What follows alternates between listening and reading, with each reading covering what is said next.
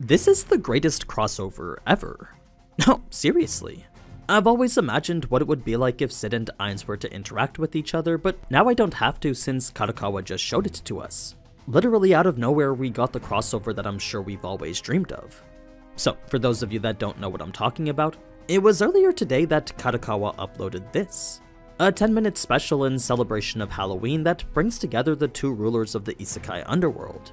That's right, the absolute overlords of Shadow Garden and Nazarick are thrown together in this hilariously entertaining story of what if.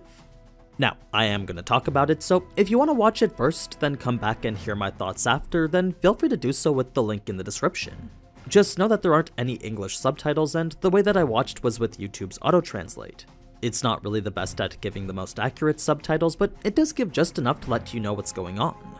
So if anyone does happen to have a properly translated version, then I'm sure we'd be happy to have that down in the comments.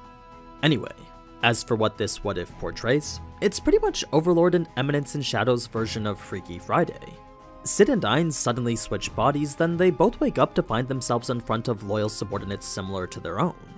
Neither Shadow Garden nor the Pleiades think anything is wrong, but as Cid and Ainz act more like themselves in opposite bodies, there's a growing suspicion that something might be wrong. Where things start to get a lot more fun and interesting is the way that Ainz and Cid choose to adapt to their situations. They both react in a way that fits their characters perfectly. Cid realizes he needs to act more like this dark ruler and quickly switches from nonchalant to more authoritative. He also thinks everything is still an act since he believes the Pleiades' acting skills to be amazing. Ainz is definitely more on the cautious side and as such begins with a lot more questions. It's with the more answers that he got though that he was definitely able to understand the assignment the same way that Cid did, eventually turning himself into this over-the-top shadow character just with a bit more caution. So, with Cid and Ainz acting like these new characters, their subordinates would start to praise them the same way that they always do. I was hoping to get a bit more of a reaction from the way the Pleiades described their disdain for humans, but I guess for someone like Cid, human life isn't that important either. Or he could just be thinking it's all part of the act. Either way, seeing Cid act like Ainz and Ainz act like Cid definitely gave me a greater appreciation for both their characters. I mean, at the end of the day, they are just both really good actors.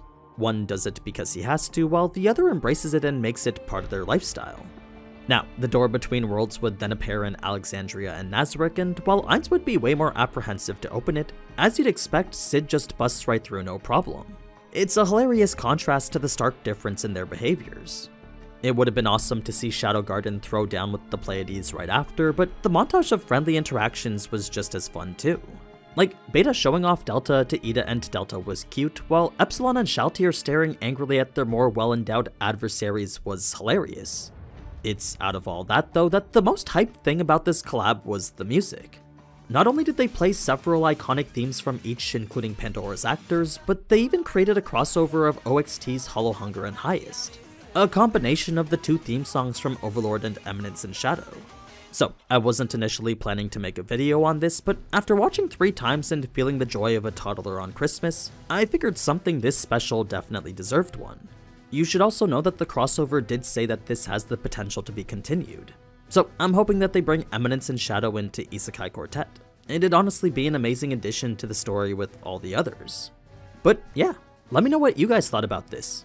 Is this not the greatest anime crossover you've ever seen before? Now, if you are looking for more Eminence In Shadow content, you can check out the other videos linked in the description. There'll be more of those every week now. So if you haven't subscribed yet, then be sure to do so with notifications on.